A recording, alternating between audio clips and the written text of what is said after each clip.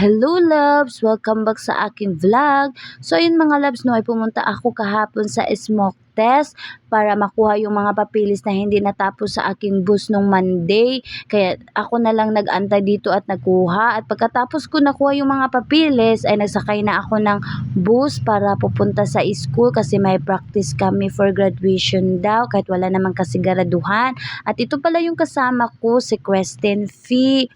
Finally mga loves ay nakarating na kami sa school at thanks God kasi safe kami at nag-video ako at nag-antay na lang kami sa ibang kasamahan namin for practice. Ang iba naman ay nagpa-size sila kung ano yung size nila for tuga. Pagkatapos namin mag-practice mga loves ay nag-ulan kaya medyo matagalan kami sa pagkuha ng aming sundo kasi sobrang kusog talaga ng ulan mga loves at andito na lang kami sa kantin namin, nag-standby para hindi kami maulanan at nag-video-video na lang kami ni Kristen Fee kasi kasama kami sa pag-uwi.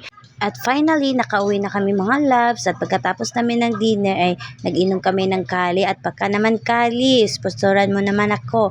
Pagkatapos namin ay nagkanta-kanta kami ni Kristen Fee.